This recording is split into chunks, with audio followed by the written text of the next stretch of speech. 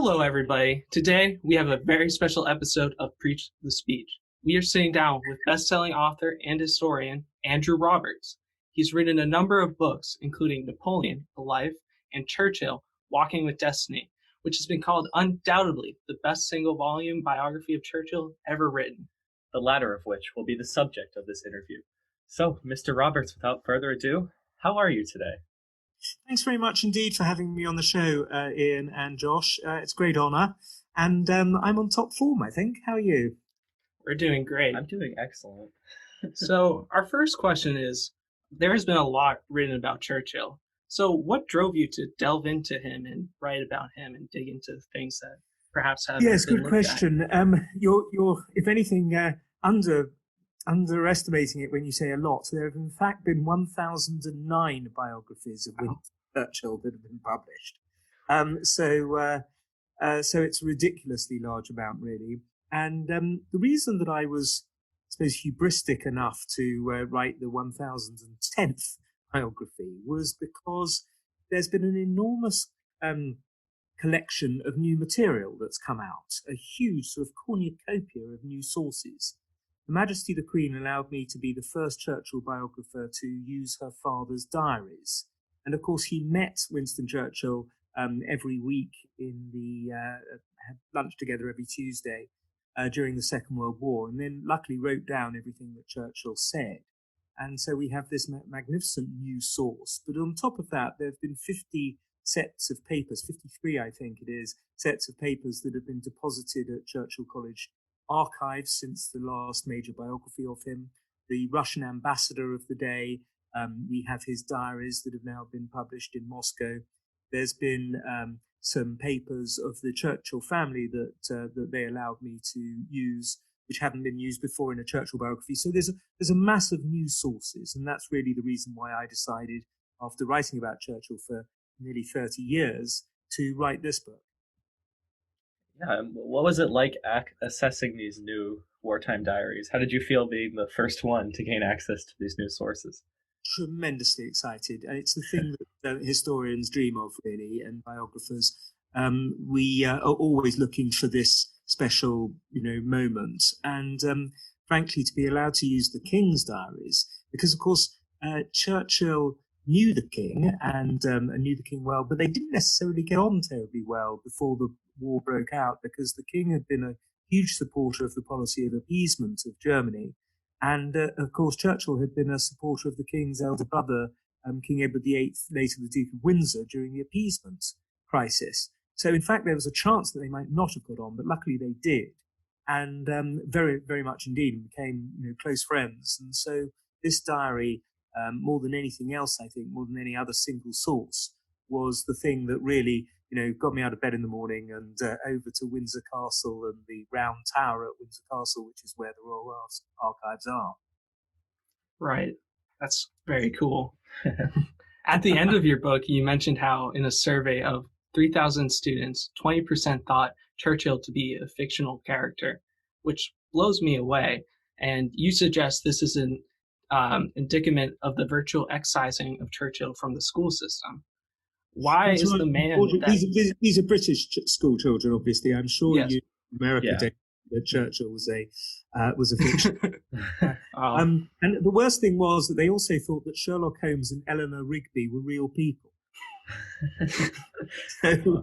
So there's an attack on the education system there, I think, as well. He's just not taught in schools. This is the problem. And whereas he is around the world, but for some reason in his own country, he isn't, which I think, considering he was the greatest hero that Britain had, is outrageous.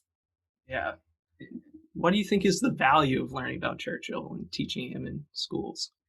I think there are lots of values. I think partly, of course, it's just his personality and character, his resilience, his refusal to be held back with any of the disasters and blunders and errors that he'd made in his life. He kept going on through a tremendous sense of self-belief.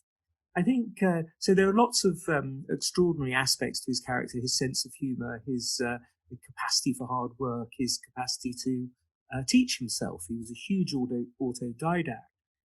So that, I think, is always worthwhile. And then, of course, the eternal truths of his stance against fascism and communism, and the fact that for many years he was the only person to warn against totalitarianism in the 1930s. And then he was the first person in the post-war period to warn about Stalin and Eastern Europe and the dangers of Soviet communism. So on top of this extraordinary prescience about the dangers of totalitarianism, you also have this extraordinary personality who is a larger-than-life figure in every way.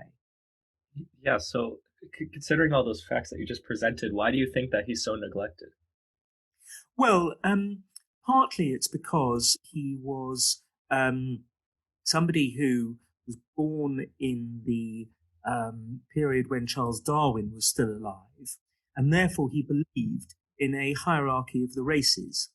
And although we today, of course, know that to be completely absurd and obscene, in fact, it was considered in those days to be a scientific fact, and he believed it. And so he made various jokes and references and remarks that are completely unacceptable in today's world. Utterly, much worse than politically incorrect. And so he's sort of thought of as now being so much part of the past, and yet not so far back like Oliver Cromwell or Charles I or somebody like George Washington or whatever, as to be tied into the modern mores with regard to race. And I think that is the primary reason for him being excised from the school curriculum. Right. Well, there seems to be some critiques of Churchill that are fair and some not. Some of the fair ones include Gallipoli, his support of Edward VIII, his refusal to step down as prime minister after his stroke, and so on. In the words of Churchill, to do justice to a great man, discriminating is necessary. Gush, however, quenching is always insipid. You come to the conclusion, you address these criticisms throughout your book, but you still come to the conclusion that he deserves admiration and praise. Why did you come to this conclusion?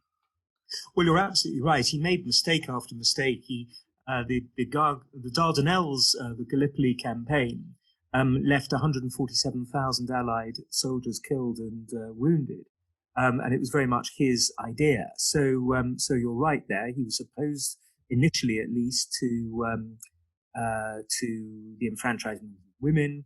He got the gold standard completely wrong. So you can draw up a long list of severe indictments against his political time. He was, of course, in the House of Commons for nearly 2/3 of a century, and he was in the forefront of all of the great political issues. So I don't think anybody could expect him to get everything right, but he did get a fair lot of things wrong. But the really important things of the 20th century, the rise of the German Empire before the First World War, the rise, of course, of Hitler and the Nazis after the First World War and before the Second World War, and then the rise of Soviet communism after the Second World War. He was the first person to get these things right, and he got them right years before those people, and he was for many years the only person who got them right. And so I think that the sort of advantages, the sort of victories of Winston Churchill far outweigh the very serious disadvantages. Yeah, that's interesting. So do you believe that people who do not like Churchill use these flaws as a justification for doing so, or do you think that they have a general just distaste for him, or they just want to not like him? Well, it breaks down, Churchill revisionism breaks down into an awful lot of different groups. You do have, of course, the fascists and communists who hate him because of what he said, and because he was the most prominent anti-fascist and anti-communist of his day. So they're bound to hate him, and he would, I think, welcome their hatred apart from anything else. That's just part of politics. Then there are some people who are just frankly perverse, who, if they see somebody is tremendously popular and beloved, they want to try and knock him down simply in order to draw attention to themselves. And you do get quite a few historians who are like that, and they do it just out of a sense of wanting to be different and wanting to be perverse. Mm-hmm. You have people who just are unwilling to accept his greatness because of the flaws, and that they are so basically the feet of clay are more important than the pedestal, and that I think often goes back to an inability to see the wood for the trees, and it's a shame sometimes. I think that when you get letters about really obscure parts of Churchill's life, that they therefore think that more important than standing up against Adolf Hitler and destroying the most evil man who ever existed in human history. So I think you have to get everything into perspective being a historian, and not everybody does. Yeah, especially we see today how the famous statue in Parliament Square was spray painted with the words, "was a racist," which is quite a claim. It seems more and more people in our generation believe Churchill to have been involved with gassing Arabs, murdering 3 million Bengals in India, which are some wild claims. And actually, that's right. And when you look at each of them, and of course you have to look carefully at each of these claims, you realise what complete and utter rubbish they are. When you go to the original sources, which I've done, and look at this claim that he gassed Arabs, actually the word he used was lacrimatory gas, which means tear gas, which is used in in cities all over Europe, and I think more and more in America as well. With it's not phosgene gas, it's not mustard gas, it's not gas that kills you. It's gas that makes your eyes water so much that you can't carry on rioting. With regard to the 3 million Bengalis, look, that was a terrible famine. But the fact was that the way in which we fed the Bengalis historically was by getting rice from Malaya and Thailand and Burma and elsewhere, which were all under Japanese occupation in late 1942 and early 1943 when the famine took place. Famine took place because of a gigantic cyclone which hit Bengal and which destroyed the roads and the rail links, which stopped the rice from being brought in. But Churchill got on to President Roosevelt, to the prime ministers of Australia and Canada and so on, and did manage to get hundreds of thousands of tons of food brought into Bengal, but just not enough because there were Japanese submarines in the Bay of Bengal. And so for him to therefore be called a genocidal maniac, which was one thing that he's been recently accused of, is completely and utterly wrong. And you can see that when you look at the original sources and go back just very sort of soberly to look at the evidence. So calling him a genocidal maniac is quite the claim. And considering he stopped probably the worst genocidal maniac in history, where are these claims coming from? All over the place. Usually the internet, Twitter, which my friend Neil Ferguson has called the universal lavatory wall, I think is a very good summation.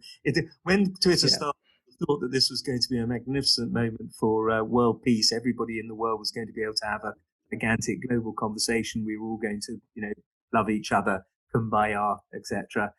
What actually has happened, of course, is that the worst and lowest and most vicious and ill-tempered of people have been given a platform to come up with things that are completely, disprovable through the evidence. But unfortunately, conspiracy theories can rush around the world in the same time that it takes the truth to get its trousers on. Yeah. So, what do you think the motives are behind this attack? All these attacks. Do you think there's anything you can do to stop them, or is it just? Yes, you can. What you can do is, of course, read books like mine.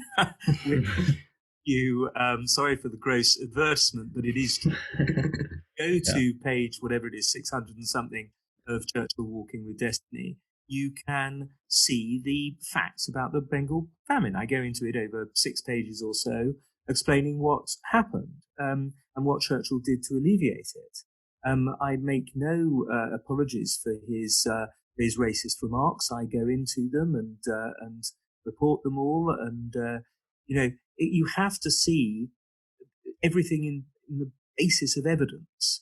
And this is something you very rarely get in the knocking revisionist books. They're never very long, these books, because the evidence isn't there to back up the various myths and claims. The other thing that you can do, as well as buy my book, is to go onto the Hillsdale College website, the Churchill Project website of Hillsdale College in Michigan, and to hit the website for the International Churchill Society. And they will actually show you the documents. You can find the documents very, very easily. You can find the arguments and listen both for and against, and listen to the truth. And so I think there is a lot you can do, actually, because most people are reasonable people. Most people are intelligent enough to accept that if they've heard some wild, mad rumor theory about how evil Churchill was, that there might be another side to the story. And luckily, both Hillsdale and the International Churchill Society have put that forward.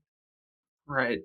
So I'm curious. There seems to be, though, a lot of people who don't like looking at evidence or don't delve into all of it.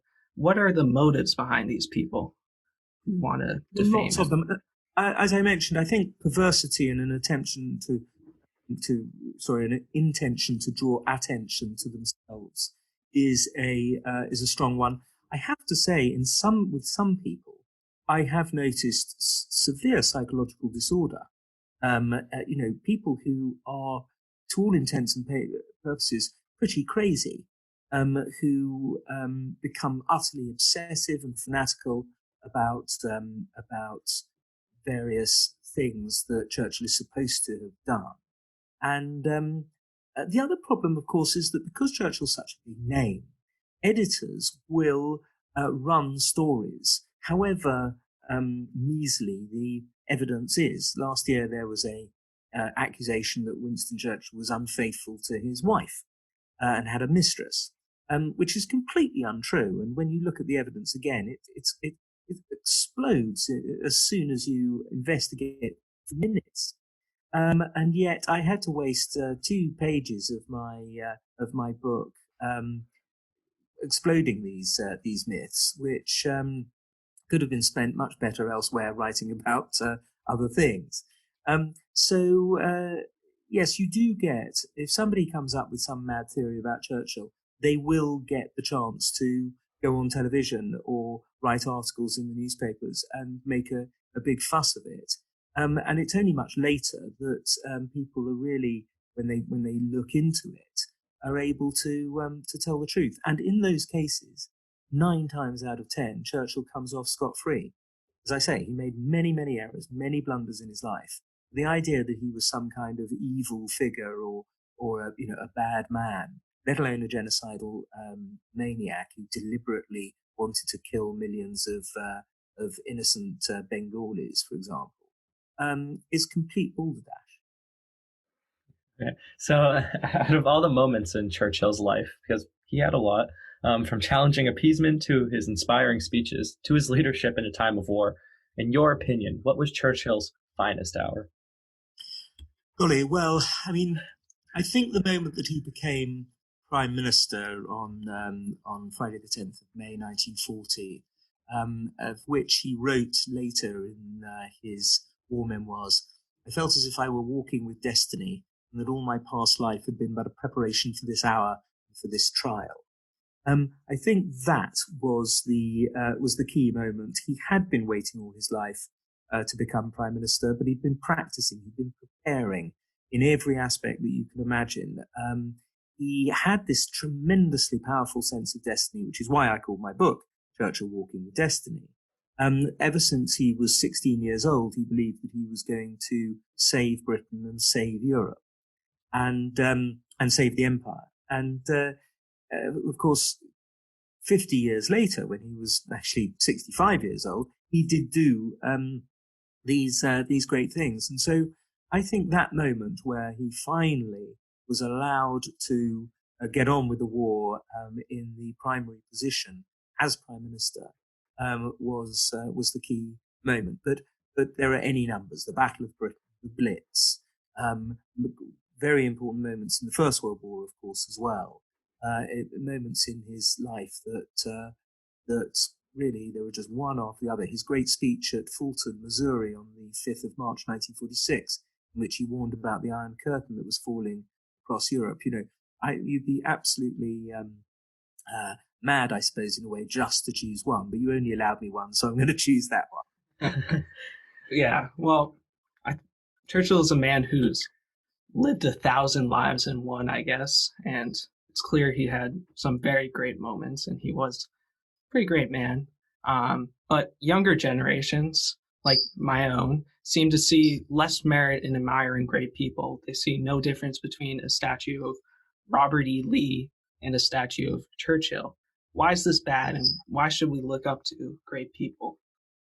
Well, Churchill himself had an answer for that, really, which was when a young American, about your age, in fact, came up to him at the coronation luncheon in the Queen's coronation in June 1953, and said to him, asked him for sort of life advice, basically. And Churchill said, study history, for therein lies all the secrets of statecraft. And if you can't tell the difference between a Confederate commander who wanted to split up the Union and defend and keep slavery, a monstrous institution, and somebody who wanted to save people who were being enslaved by Adolf Hitler, then you really do need to study history. And also, by the way, you might also study your own values. Right. Yeah. So after reading all your books and articles, it seems like you have a certain distaste for modern revisionist takes on history, such as Howard Zinn or the 1619 Project interpretations. So I wouldn't bother with either of those. No. So why do you believe far better histories of America than Zinn? And I'm afraid the 1619 Project is an absurdity. And many historians, I think there were 10 very brave historians, and you do have to be quite brave to criticize the 1619 Project. And people like Alan Gelzo and others who pointed out the many factual errors in the argument that they were putting. The idea that the United States is really nothing more than a construct of racism is to fly in the face of all the extraordinary, wonderful, impressive human achievements that Americans have achieved over the last quarter of a millennium. Yeah, and so do you see any benefit to thinking like this, or do you think it's all just unhealthy?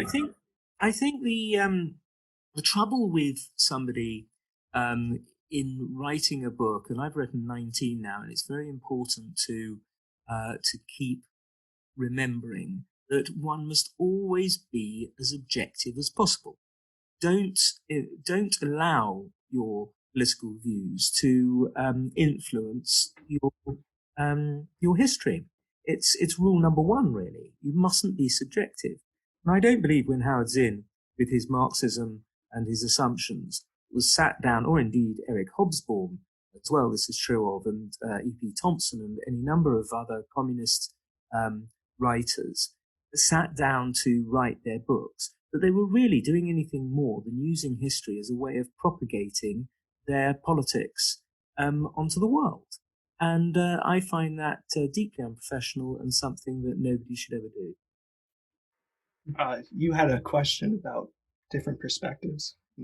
Oh, yeah, that's right. So in different parts of the world, Churchill is looked upon very differently. So, for example, for the United States, to take one place, he's looked on as he's looked on as a lot more heroic than a place like India and Bengal. And I've talked to people from those countries, and he's looked at as a lot more of a tyrant there than he is in the United States. So, why would you do you believe that it's this lies around misinformation, or do you believe that there's legitimate want in these countries to have a distaste for him?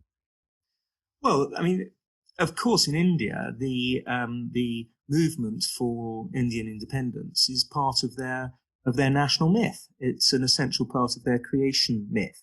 It's why you Americans need to see King George III, for example, as a tyrant. Mm-hmm. Yes.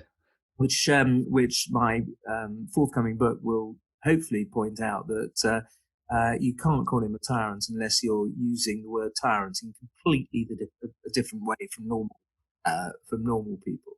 So we all have it. You know, Alfred the Great was probably not the enormous, splendid, upstanding figure that we Britons make him out to be.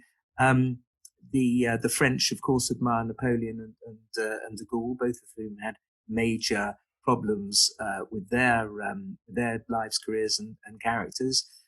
Each country has its foundational myth that it needs to believe in and propagate, and India is no different. The idea that a country that, like Britain, and a person like Churchill, who gave as much to India as they did, could be considered tyrants. If you want a real tyrant, you look at the Japanese Empire, which was knocking on the gates of India in 1941 to 1943, which in the Philippines, for example, killed 17% of the population in the short time that they were in occupation. Had the Japanese killed 17% of the Indian population, they would be responsible for 50 million killed. What stopped them? Winston Churchill, the British Army and the Indian Army, which together held them back in Burma. And so that is not the action of a tyrant saving 50 million people's lives. Well, as we wrap up this interview, I have to ask this question. What is your favorite on-screen depiction of Churchill? I can't decide between John Lithgow and Gary Oldman, but I was wondering the expert's opinion. Well, actually, although Gary Oldman was absolutely superb, I'm not going to go quite so far with John Lithgow because he's 6'5" and Winston Churchill, so he doesn't really stare at that Churchillian. But I'm afraid what I'd like you to do is watch a show called The Gathering Storm, and with Robert Hardy, who I think for me was Churchill. He got Churchill better even than Gary Oldman, who definitely comes a close second. Churchill has been depicted in something like 150 movies, and so to get even to the top 3 or 4 or 5 is pretty impressive. But Robert Hardy or Gary Oldman.